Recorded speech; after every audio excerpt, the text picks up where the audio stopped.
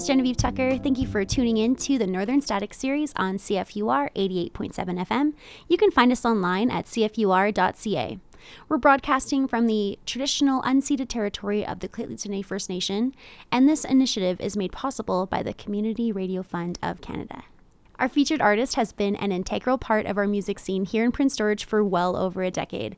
From rocking out with his alternative rock band Crones to showcasing his newer projects such as Tarantula Hawk and Grand Mall, and from playing with Powerhouse Brit AM and multiple other bands over the years, Nathan Kelly is an absolute force and songwriting machine. If Nathan isn't on stage performing, you will likely see him rocking out in the front row of the crowd, bobbing his head and supporting whichever local band is playing in the moment. Nathan Kelly, welcome to the Northern Static Series. Hi, Jen. Hi. Thanks for having me.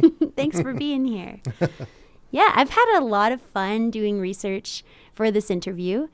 I feel like I'm fully entrenched in the Crones tones, tip to toe at this point. Yeah, it's been a lot of fun checking out like your Bandcamp and going back to the very start to now. It's There's really cool. there's a lot of stuff. There is, yeah, lots of good stuff. Okay, let's start off with a classic question. Can you tell me and our listeners about yourself? I guess musically, let's just focus on that. I started playing in bands in the early 2000s, I think, and actually was spurned on to form my first band, The Concerns of Royalty, because of CFUR. Oh, cool. Because CFUR was putting together a compilation. And I don't know what year this would have been. It must have been maybe like 2003, 2004-ish. And they were calling for submissions to this compilation. And my friend and I figured, well, we'd heard some of the local music around, and we were like, we can do this. We could get on this compilation. So we wrote and recorded our first song together ever and submitted it, and we did not get on the compilation. Oh. Which is fine. Yeah. And that song remains unreleased to this day, thank goodness, because it was doo-doo caca. That was going to be my next question. Where is the song? Where can we hear it? Yeah, I don't even know if I have a copy of it anymore, but it was a stinker, a big stinker. It's all relative though. Oh, that's really cool. So were you an avid CFUR listener back then, or how did you hear about this competition? That's a good question. I'm not positive. It might have been through Meow Records, and there may have been advertisements or posters at their establishment or something. Yeah. I also went to the college, I think, at that time.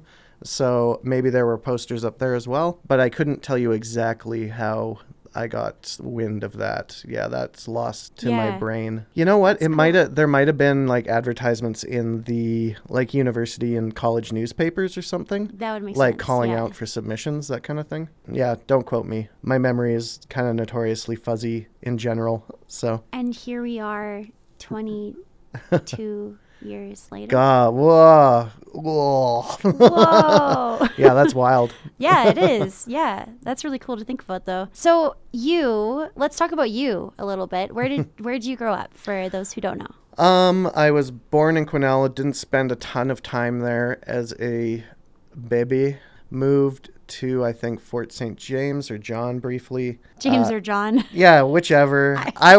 My brain wasn't formed yet, so I don't know. It's not your fault. I've only heard it mentioned a couple times. I have one vague memory of playing with a rubber dinosaur in my yard. That's it. And then we moved to Prince George when I was maybe 2 years old or something. Yeah. And I've been here ever since. West of town, you grew up.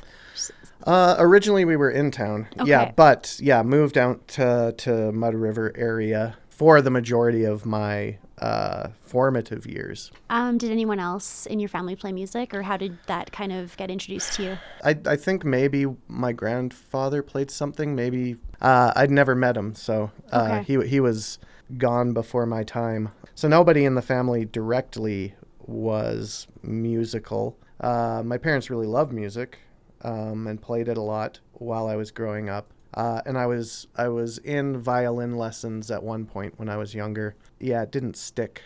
I don't think I retained anything from it, you know? Right. Like, I don't think it gave me a foundation in anything. I was probably like 11 years old or something, maybe even younger. And then how did you get into guitar then? It's another good question that I don't know I know the answer to.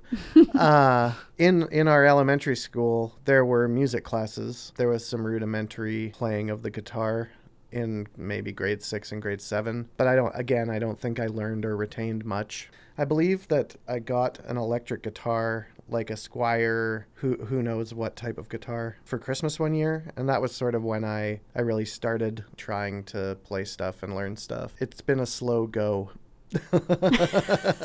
Yeah?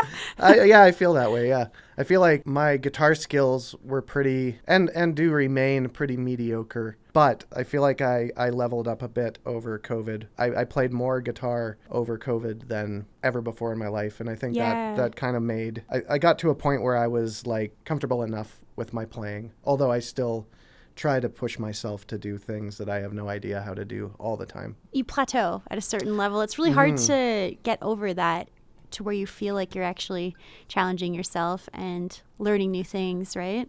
I constantly feel challenged.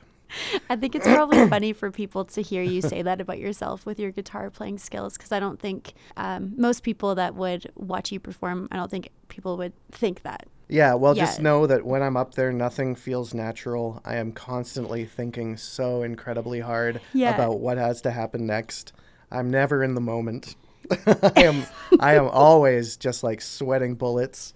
There's a good chance that any show you see me play could be the worst show I've ever played. And now you know, folks. Yeah, it's a constant struggle. Do you think it'll always be like that? I don't know. I feel like if it was going to change, it would have by now. Maybe it's an attitude thing in the way I think about it as well. And I need to just sort of like chill out a bit. Yeah. And sometimes I do. There's little muscle memory for me involved for whatever reason. Right. That's so interesting. Yeah. I feel like I have to think about like the changes and like all that stuff pretty actively. How do you feel before going into a set, like before you're playing a show? Oh, pretty good. I don't feel nervous generally. I feel pretty chill about it. I don't, I want to put on a good show and like entertain people and play well and all that sort of stuff. But not much of my, the way I feel about myself, my personal worth is tied up into that. Not very much. So yeah, I don't put much pressure on it, because even if you have like a show where you screw up a few times or whatever, you know, you're the one who notices it the most. Most people probably have no idea 100%. Unless it's like a train wreck. And I've been there too, but you know, people forgive it. It's not like, of course. You're human. Yeah. It's, not something I really think about or worry about at all. So let's go back to the early days of local shows around our Prince George music scene. So when you first started performing, or even just like going as an audience member, what was that like? Yeah, I do. I think I started going to shows at the end of high school. And the only places I really knew about, I'm sure there were others, the only ones that I really knew about were like Pizza Rico's or Growley's and Art Space. Mm-hmm. And then a few places would pop up here and there after that. Third on Third, that was quite a ways after that, maybe 4 or 5 years after. But yeah, I was mostly into like heavier bands. I was going to see sort of like the punk and post-hardcore kind of stuff that was cropping up at that time. And how was that scene? Like, what was it? Well, I mean, I have no idea. I didn't really interact with the bands or the musicians or anything at that point. I was just more of like an audience member. It didn't even really occur to me that it was something that I might do, you know, like that I might be involved with at some point. So I was there purely to like hang out and watch some tunes and hang out with my friends that I had at that point. Yeah, I don't know if I said 5 words to anybody else at that point. And then when did it shift for you to start being on stage? Like how shortly after was, like, what was your first project that you were performing with? The first project was the one that submitted to that CFUR compilation, The Concerns of Royalty. Okay. Which started off as a duo between myself and Sean Siddles. And our first show, I think we were spurned on to like write songs because of that compilation. And we were like, we listen to a lot of cool music. We could do this, you know? Yeah. We could be involved with this. And of course, we were rejected from the compilation, which is fine. Like I said earlier. Did you listen to the compilation? I have listened to the compilation. Okay. I've never listened. I I have a need to go copy of back. the compilation. It's quite good. It's a time capsule for sure. Right. Like that was when indie rock was becoming like the main force in like popular rock music after nu metal, you know? Right. Like, Okay. and it was just sort of like percolating, and bands like Modest Mouse and that kind of thing okay. were Yeah. starting to have hits. The Strokes, the White Stripes. But anyways, yeah, so Sean and I started the Concerns of Royalty, and our first show was at Meow Records, which was sort of like a bit of a hub for like college-aged people who were interested in music at that time. And what kind of genre did you fall under? Folk indie kind Right. of stuff. A little weirder. We were interested in bands like the Flaming Lips and that kind of thing. Cool. So yeah, emulated a bit of that. Yeah, we put out, I think, 2 EPs and an album, and I think they're in a room here at CFUR somewhere. I'm sure they are. Yeah, I don't find them to be that enjoyable anymore, but maybe there's some enjoyability to be wrung out of them for people who didn't work on it. So the scene at the time, would you say it was mostly heavier music? Oh yeah, for Yeah. sure. Well, I mean, and I would say to a certain extent, that's always sort of like the sort of shows that are almost always guaranteed to have like a good built-in crowd. Yeah. Is like heavier rock and metal and punk and that kind of thing. Like folky or weird or whatever music also has an audience, but it's not as built in, I don't think. Mm-hmm. And how do you think the scene since when you first started going to shows like has changed to now? I think it's a lot nicer. It's a lot more loose and chill and supportive. Yeah, there isn't so much, at least as far as I'm concerned, sort of like that competitive feeling. Yeah, it feels a lot more supportive. I feel like you see more musicians out at shows too. It's, you know, trying to be there and be a part of, even if it's not maybe the genre that they even play, right? But it's something that they just want to be there and support and just be involved within the music scene. I think that's sort of like a maturity piece too, you know? And then sort of like when you've had so many musicians who have been doing it for so long at this point now, also interacting with like younger musicians who are just sort of like beginning their journey with performing or writing or whatever. If we start off sort of on a kinder foot and being more supportive of like younger artists and that kind of thing, that sort of sets the tempo. Yeah. Because I don't recall when we first started out, many older artists like interacting with us at all or offering any guidance or whatever. Yeah, so we were kind of left to fend for ourselves, which was fine, and everything worked out just fine. Yeah. But having sort of like a more open willingness to share knowledge and be cool about other people's successes has built a really cool community in Prince George for the performing arts. And I think you're a huge part of that, as I was saying in your intro. Like if you're not on stage yourself,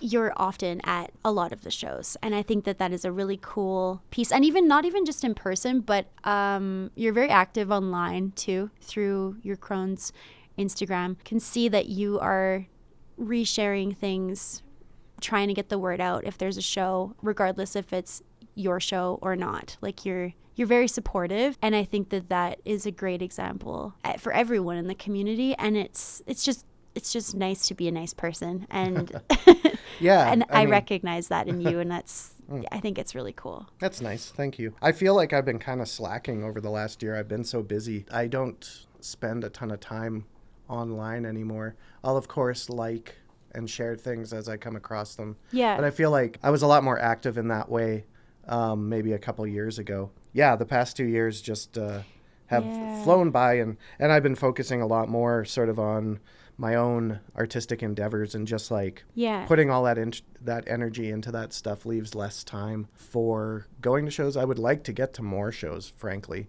And I feel not bad, but I feel there are people that I want to support, and I'm not as supportive as I could be if I was around more. Like, what's a typical week look like for you, so people can get a general scope of your schedule? Because I know you're doing a lot right now. Yeah. Well, I mean, I work 9 to 5, 4 days a week, and then I work 12 to 8 one day a week. So that's my like work week. I have, and this is if all of these things happen in a week. Oftentimes they don't always happen. Tarantula Hawk jams Monday nights, Grand Mall jams Tuesday nights, Brit AM jams Wednesday nights, Crones jams Thursday nights. Friday night is my late night at work until 8, so I don't typically do anything after that.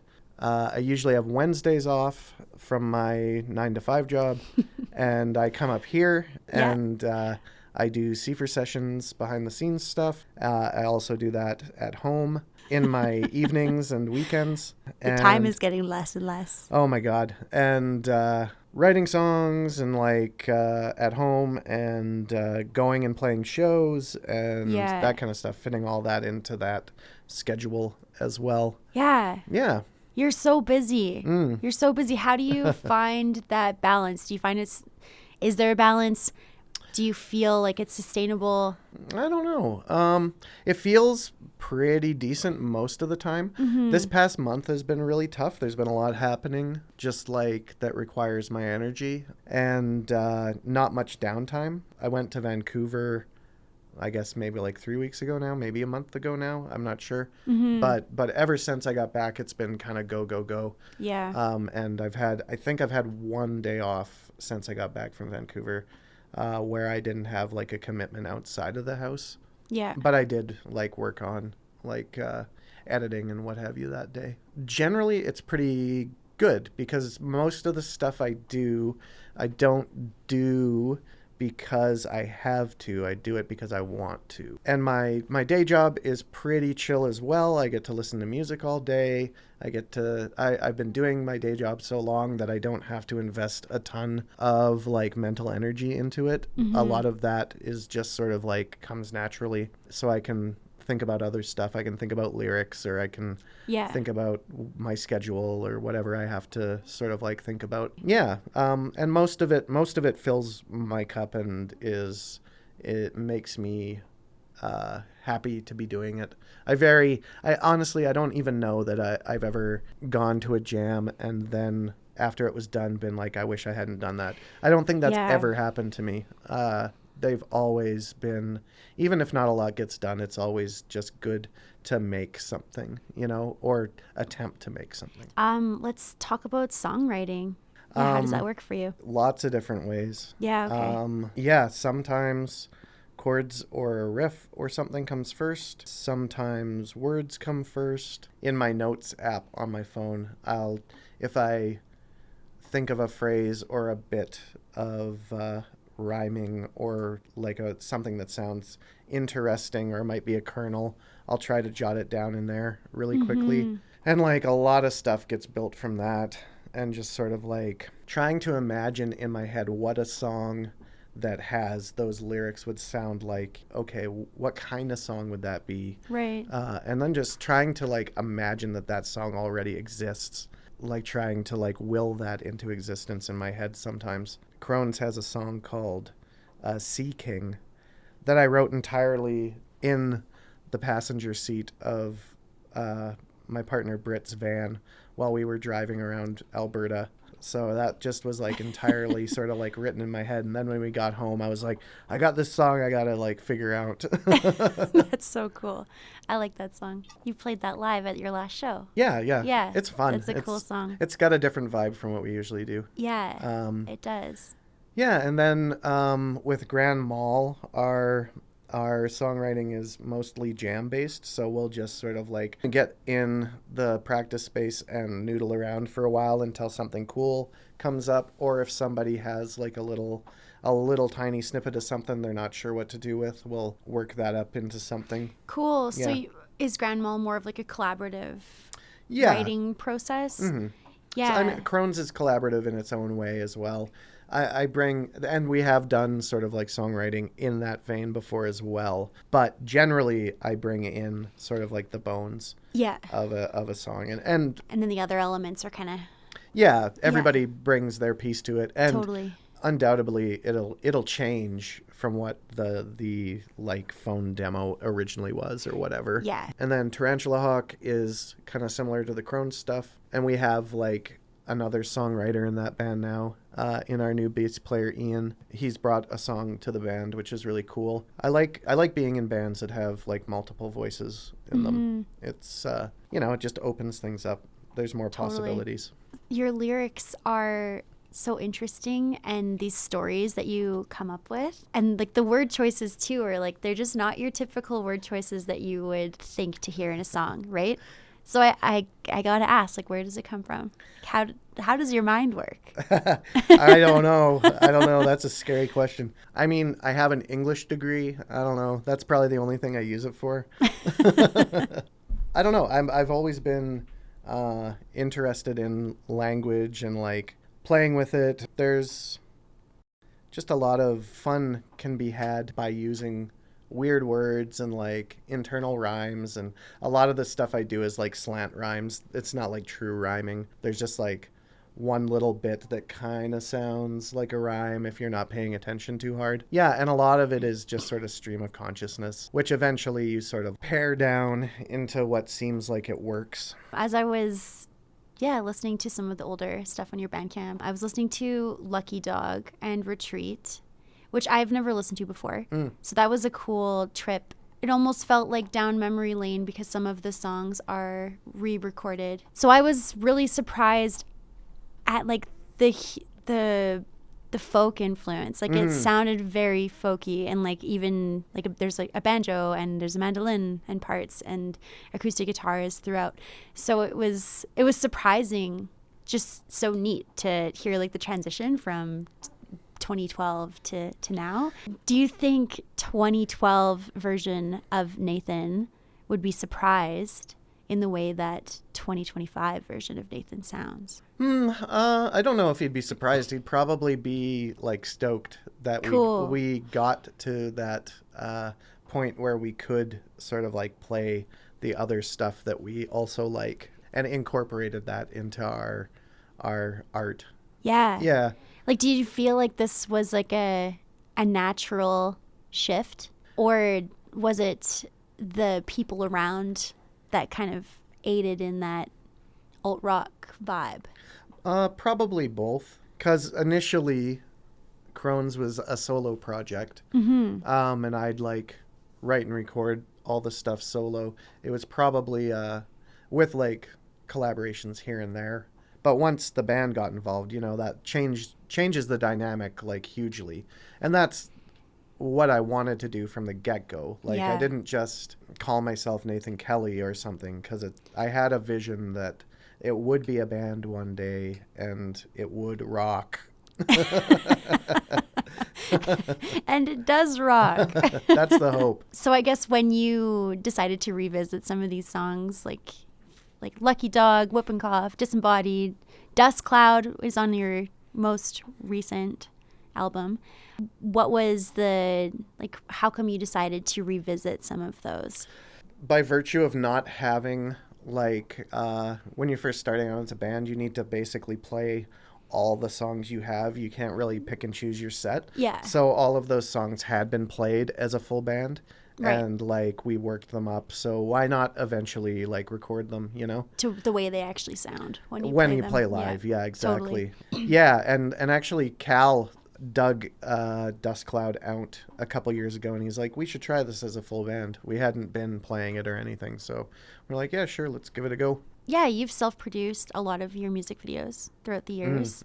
And you've created some of your album artwork as well, a lot of it. And yeah, just interested to hear more about like your graphic art and how this is kind of woven into your music making, how that started, I guess, as well. Probably started just by necessity of having no money to like have Yeah. anyone else do it, and not wanting to like burden a friend to do something for free. When I was a kid, I used to draw all the time. I used to love drawing, and that kind of dropped off as I got older. But more recently, my partner Britt got me a iPad and a Apple Pencil for Christmas a couple years ago, or my birthday, maybe my birthday.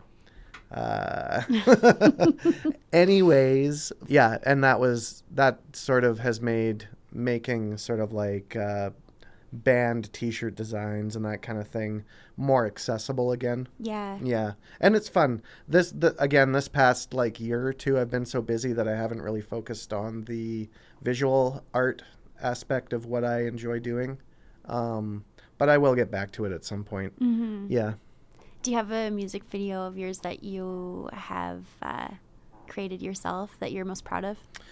Yeah, I think they keep getting better. I like, Vegas Years. But the things I see in it are the limitations of my knowledge of how to do things. Yeah, or like ways I should have set up better. Because it was very much trying to get this thing done in like 2 days.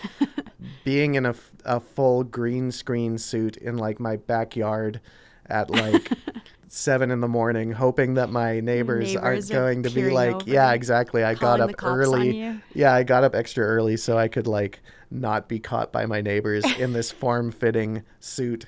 Okay, I've got a question for you.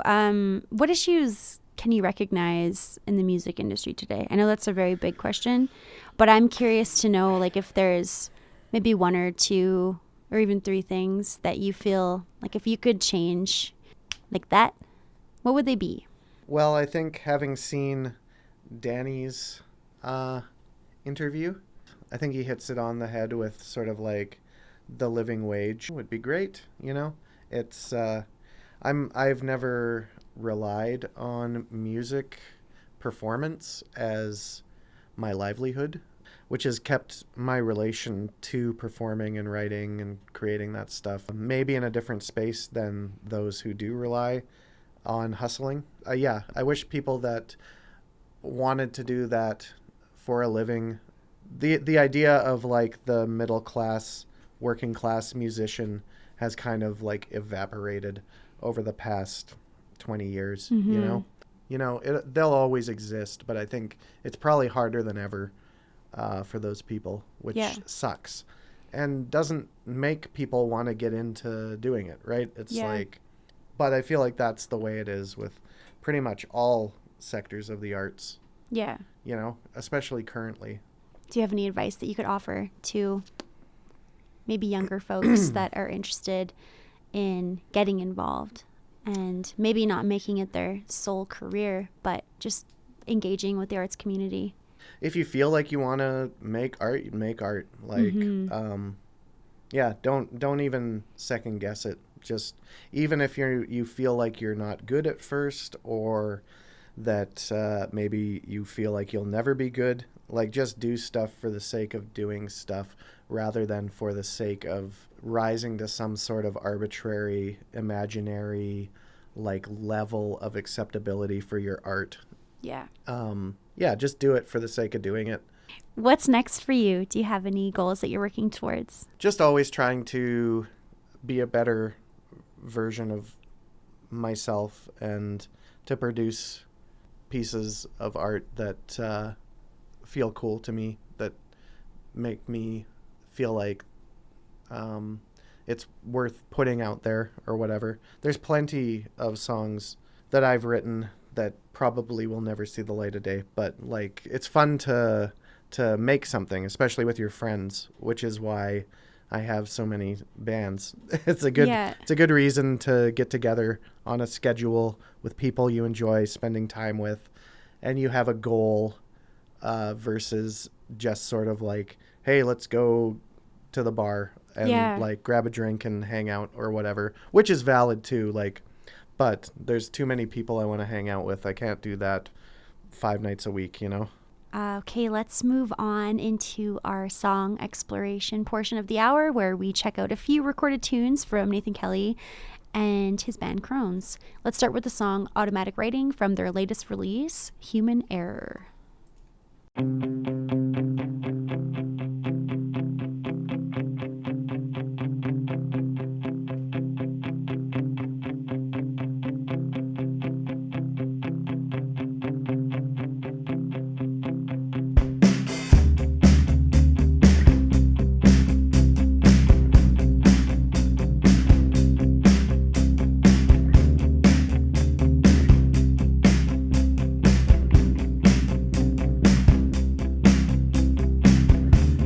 Is not a unique problem. Millions find themselves locked out of sleep, filled to the brim with the day, wishing to God that they could flee.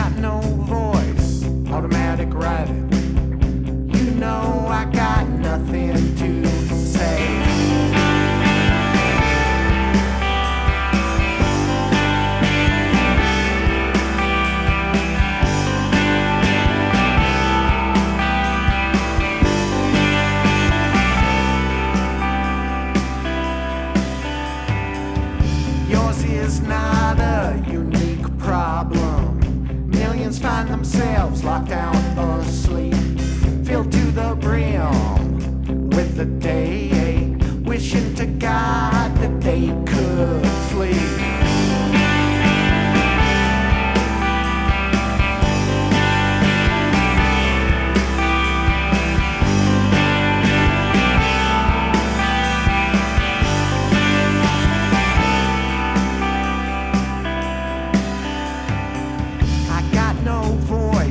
Automatic writing, got no words anyway.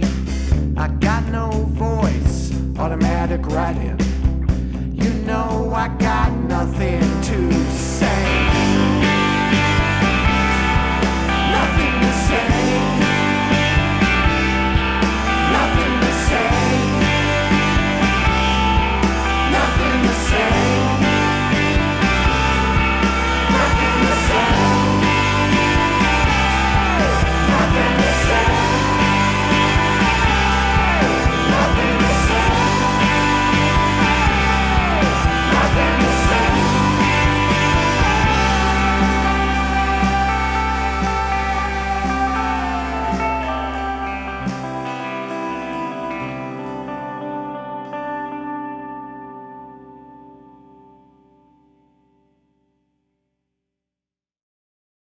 Okay, that was Automatic Writing, which I think you know this, but this is my favorite song on your new album. It has such a good vibe, and it kind of makes me just want to get in the vehicle and go driving and get away from the hustle. That's the vibe that I get from it. So I'm interested to hear your take on the song and what it means to you. Well, I did know that it was your favorite, so that's why I picked it. Is that why you picked Yes. it? Oh, sneaky, sneaky. The song, I think, is just sort of like an attempt to be empathetic. God, I don't know. Just people go through troubles. Yeah. And sometimes you just gotta be empathetic and not try to offer solutions to it, and just be there to listen. Yeah, let the problems happen. Mm-hmm. They will pass. Yeah, I don't think there's much more to it than that. And like sort of the idea of people wanting to run away from their problems and how that often doesn't solve them, you know? I mean, there are definite problems that you can run away from, and you should, and that will solve them. But there are most problems, no, you can't do that. You need to deal with them. You can't just push them off, you know? What do you mean when you say the lyric automatic writing? Well, automatic writing is a process of just sort of not thinking about what you're writing. It's been considered sort of like a way to loosen up writer's block or whatever. Yeah. I've never heard that term before. Oh, really? Yeah. I guess I just think like pen to paper. But yeah, automatic writing is, it's sort of like a method to get through writer's block and that kind of thing. Cool. Really cool. Get the juices flowing. Yeah. Can you tell me a bit about your album, Human Error? We recorded it in 3 days, I think, 3 to 4 days with Wow. Connor Pritchard at Pulp City Music. I think we had maybe 3 to 4 weeks of rehearsals in his studio leading up to the actual recording, which was really helpful. Like with Connor present so that he Yeah. Yeah. Yeah, and being in the studio and getting comfortable, and he's able to familiarize himself with the songs and offer his input on sort of like what should be moved around or whatever it may be, whatever suggestions he might have before we're at the recording stage and trying things. Yeah, the recording went super fast, as it tends to do as we do it, because we don't have a ton of money. I think there are 4, maybe 3, maybe 5 recordings that were left off the album, like Oh, as wow. songs. Yeah, so there's an EP's worth of other stuff in the can that may not ever see the light of day, but who knows, maybe it will. And then Vegas Years was a leftover recording from our previous EP, Laugh Freely, Laugh Often. Yeah, and it didn't quite fit with the vibe of that EP, which was a little more, that's probably our punkiest, like heaviest material. So speaking of like vibes and themes, do you think that Human Error has like a specific theme? I feel like there are a few sort of like on either side of the record, there's kind of like sister songs that sort of like speak to the same things or have similar vibes, like Arsenic and Pull and Saw kind of are similar songs, similar sounding songs. They don't necessarily share anything topically. They sort of have a similar vibe.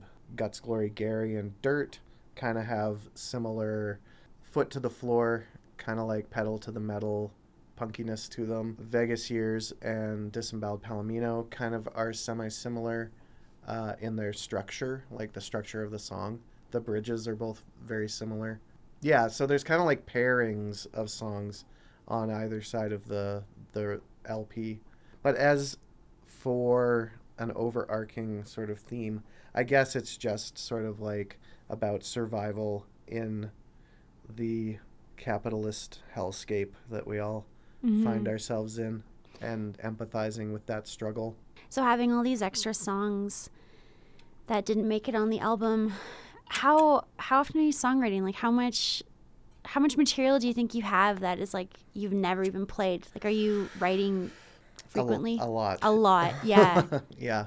A lot of what I have is sort of just like little nuggets or a verse and a chorus or just a chorus or a riff or whatever. But yeah, I'm constantly, if I had more free time, I would probably do more of it, honestly. But as it stands, like for the performance for today, actually all the songs are unrecorded. 2 of them have been played live before, and one of them I wrote last week. So, wow. Yeah. That's fascinating to me. That's so cool. It seems like this gift, this endless flow of creativity that is moving through you, which is so cool. I hope so. Yeah. I hope that it doesn't end. It feels pretty effortless at the moment. I've been kind of on a tear for the last like 3-ish years, I think. Yeah. Just sort of like creating stuff. And part of that was creating the opportunity to like make more stuff in prioritizing like having more groups of people to collaborate with. Well, let's go to the last song here, Disemboweled Palomino.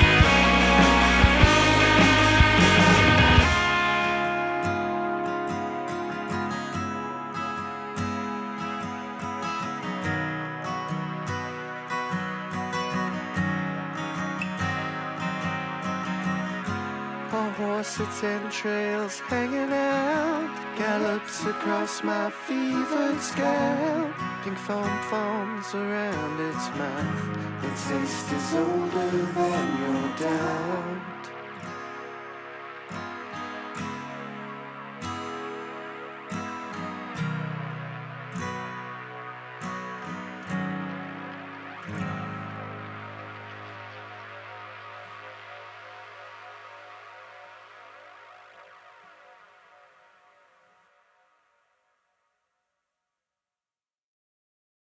Okay, we just heard the song Disemboweled Palomino.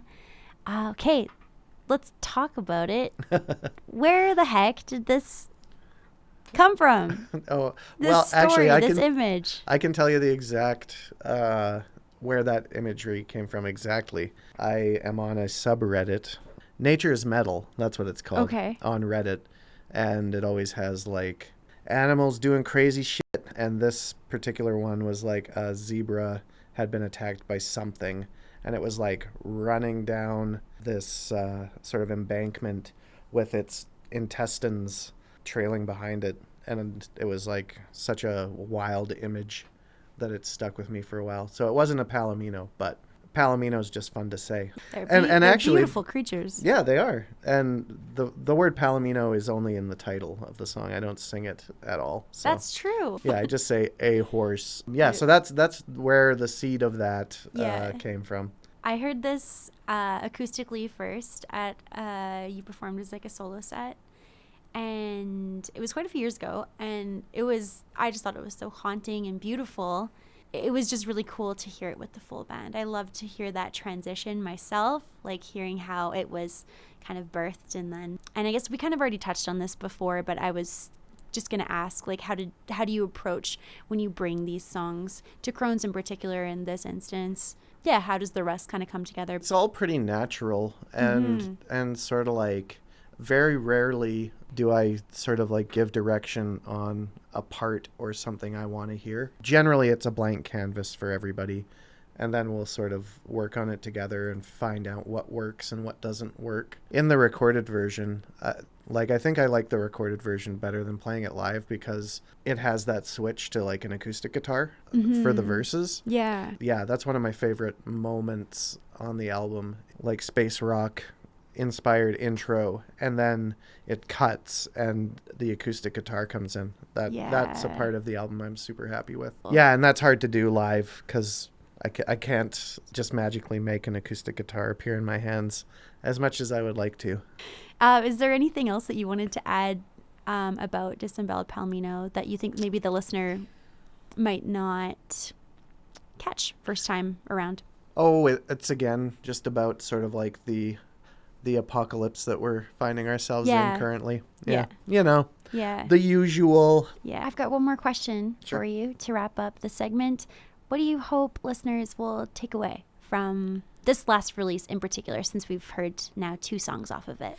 Well, I mean, I am pretty cognizant of the fact that what we do is not for everyone.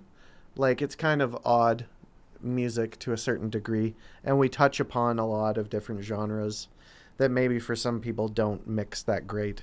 But I hope that people that are attuned to it enjoy it, you know. I'm never sort of like offended or taken aback if someone doesn't like it. Like, that's very natural to me. There's a million things that I don't like, you know. Yeah. And you can't please everyone. But I do hope that it finds people that would enjoy it. That's the goal, is to find the audience for what it is that we do, you know? Yeah. If there was some sort of magic way to make that happen, then I would do it. To manipulate the algorithm. I lied. I've got one more question. I feel like you're going to have an answer to this. I usually avoid asking this question because I think it's hard to answer. But is there one album that sticks out to you that you love above all albums in your life? There are different albums that are important to me for different reasons and that resonate in different situations. Yeah, it is hard. Today, it would be different tomorrow if you ask me. But today I will say that everyone should listen to the Kinks album Lola vs. Power Man Part 1, which never got a Part 2. But yeah, that's a fantastic album that also speaks to sort of like the struggle of the musician in within the music industry, and also has songs that have nothing to do with that, like Lola, which is one of the greatest sort of like classic rock songs of all time. Yeah. For me. I want to thank you so much for being here and spending time with us in studio for the Northern Static series on CFUR 88.7 FM. Cheers. Thanks, Jen. Thank you. Goodbye. Goodbye. Find something you love and let it kill you. Let it tear out your heart and wreck your mind. Don't let nobody ever shill you. Whisper into themselves just so much time. So much time, Lord, there's so much time. Way too many goddamn words to rhyme. You're gonna waste your life away on those little songs you play. But don't they know there's only so much time? Find yourself a star and let it blind you. Let it bleach out your thoughts as it shines. You might think you know where you're headed, but can you tell the peak from the climb? So much time, Lord, there's so much time. Way too many goddamn words to rhyme. You're gonna waste your life away on those little songs you play. But don't they know there's only so much time? You know this life will surely kill you. Yeah, that's a foolproof guarantee. Hey, and if you don't believe me, why don't you ask old Socrates? Find something you love and let it kill you. Let it tear out your heart and wreck your mind. Don't let nobody ever shill you. Whisper into themselves just so much time. So much time, Lord, there's so much time. Way too many goddamn words to rhyme. You're gonna waste your life away on those little songs you play. But don't they know there's only so much time?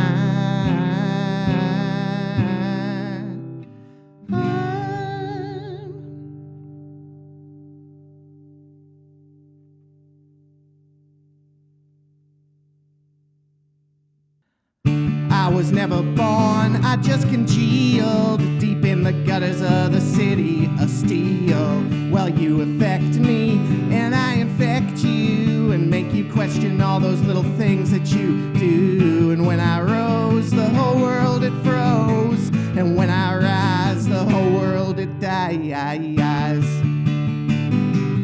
Dies. Oh well, you made a plan, it didn't go as planned. You fought so long till you couldn't even stand. I am inevitable, you know I told you so. You brushed me off and prepared for another go. Oh, when I rose, whole world it froze. And when I rise, the whole world it dies.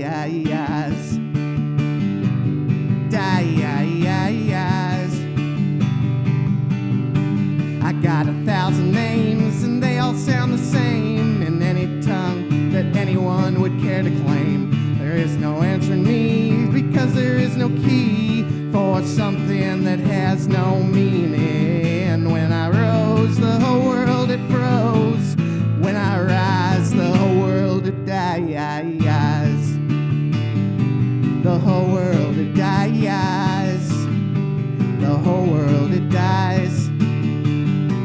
The whole world it dies.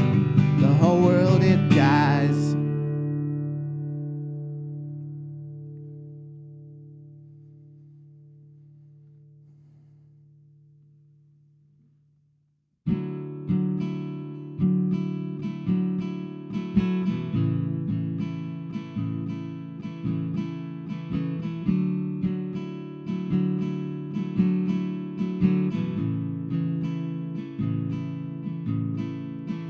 Big dreams become little dreams, day by day dreams, maybe someday dreams. Big dreams, they become bite-sized. Did you really think that you'd get out alive?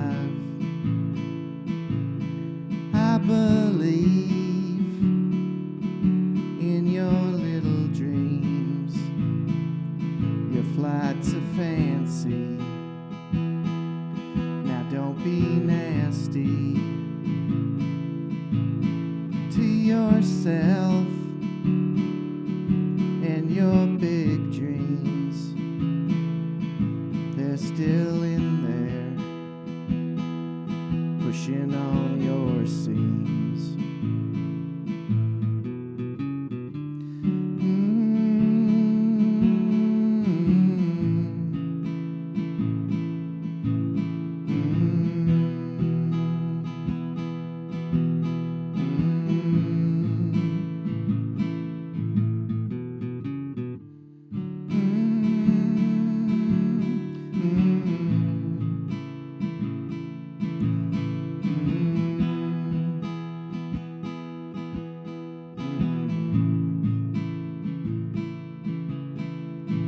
Big dreams become small dreams, day by day dreams, maybe someday dreams. I believe in your little dreams, so please don't be mean. I'm just dreaming.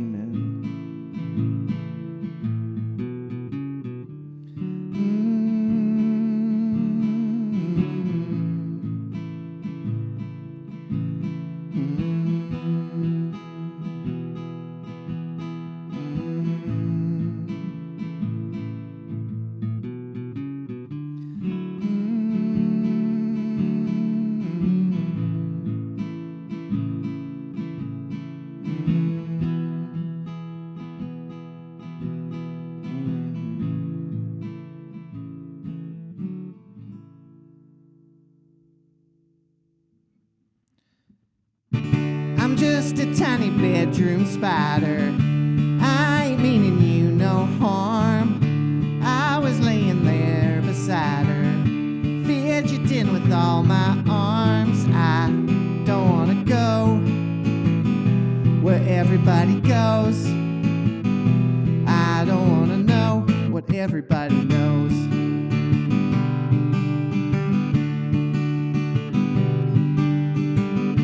I could be your best friend, buddy, or I could bite you on the ass. I can't thrive in your society. It's exhausting just to pass. I don't wanna know what everybody knows. I don't wanna go where everybody goes.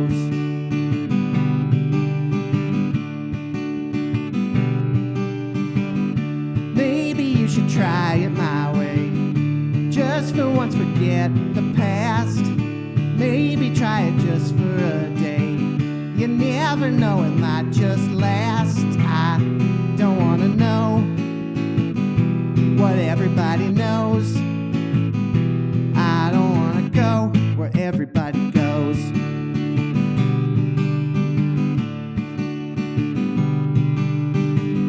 Still spinning my web in the corner.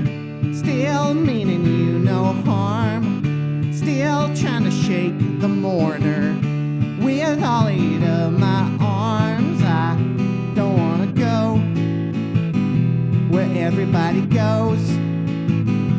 I don't wanna know what everybody knows.